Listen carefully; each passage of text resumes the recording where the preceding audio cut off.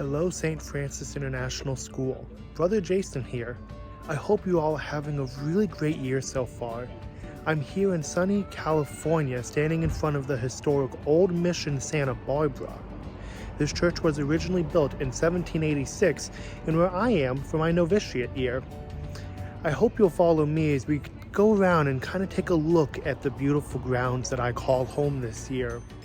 Alrighty, we're here inside Old Mission Santa Barbara with Father Joe Schwab. Say hello to the nice kids in Maryland, Father Joe. Hi, kids in Maryland. It's Father Joe Schwab here. This is the fourth church built for this mission in Santa Barbara. This building that we're in was built between 1815 and 1820. It replaced earlier churches that were here on the same spot. The church was built to hold about 450 people.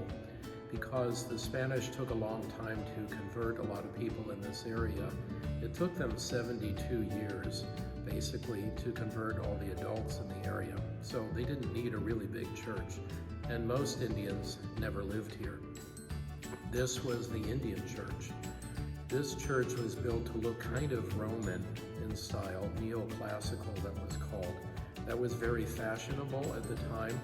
That's the kind of architecture that's used for the Capitol building and the White House, the Supreme Court, places like that. So very stylish when this was built, 1815, 1820. The church would be used once a day for people to go to Mass and also to recite their doctrine and to learn catechism. They had a famous choir here and a really good orchestra that visitors wrote about as being very excellent. The mission operated like a kind of ranch with a church. So there were a lot of cattle around the area and sheep and goats and chickens and pigs and all this kind of thing. And the people would learn trades that would help them make a living in Spanish society. So they could learn how to make shoes, make blankets, make candles and soap, treat leather, make carpenter tools, all these kinds of things. So this is a mission which would function both as a church and as a ranch. If you understand that, you can get a sense of what missions were about. In the 1840s, the United States government decided to move into California. California becomes a state in 1850. And as beautiful as that space was, let me introduce to you a place that's a little more home for me in my prayer life. The Novitiate Chapel. This is where me and my community gather daily, if not 2 or 3 times a day, to pray, to have Mass, to connect with each other on a spiritual level and offer up the day to God. It's very beautiful and was actually the church's original sacristy, but has been converted for all use. Next up, let's take a look at the beautiful garden, a courtyard if you will, that's belonged to this church since its very beginning. Here we are in the courtyard original to Old Mission Santa Barbara. Up there is the bell tower we saw when I first started the video. Behind us is the historic church, and right behind me is a beautiful fountain. This is where the community would gather, as back in the day of the 17 and 1800s, you had to do physical manual labor for anything such as clothing, food, even teaching children how to learn. It was all done right here in this courtyard that I'm now standing in. Of course, now we use it more for social events than we do for teaching, but it's still an important part of the history of this church. Welcome to the tailor shop, one of my favorite places on the whole tour today that you normally wouldn't see. This is where me and other friars get fitted for habits or have adjustments made. This is where me and my fellow novice brothers got it tailored to our height before we got ours on November 1st of last year. Who knows, maybe one of these habits will belong to one of you gentlemen one day. Being in the tailor shop, I figured right now would be a good time to show you all the pockets that a habit has. Of course, we have the 2 pockets right here, nothing really special about those.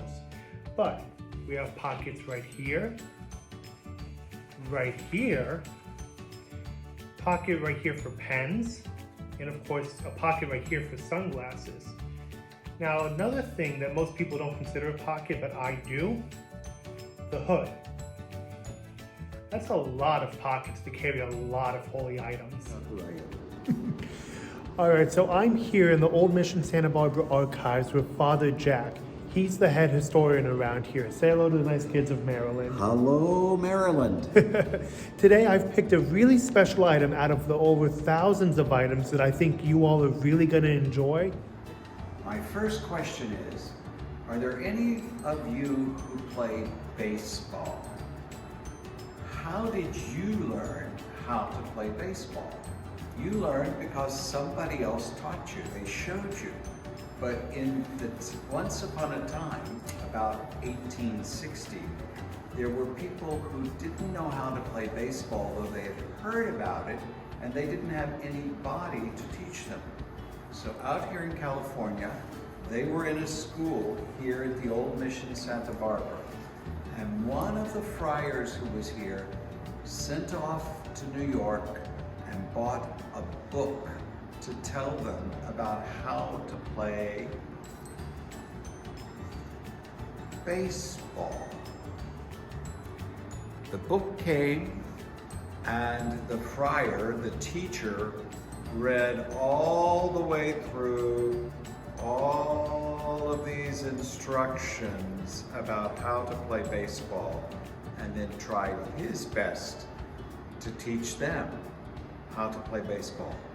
And being a friar, he was kind of lazy, so he always played catcher when they played. His name was Joseph Jeremiah O'Keefe, and he was a little bit Irish, but he was every bit American and Franciscan. So, keep your studies up and come and visit us sometime.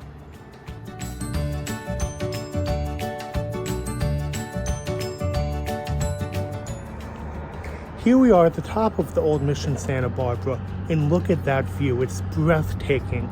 It's absolutely one of my most favorite spots in all of Old Mission Santa Barbara to come and visit. You know, my advice for all of you young people, when you're concerning a call, is to remember, above all, God wants your happiness. As long as you're happy and love what you're doing God's will. That's how I know I'm doing what God's will is for me. It's because I absolutely love what I'm doing. Have a good rest of the year. God bless. Keep up the good studies.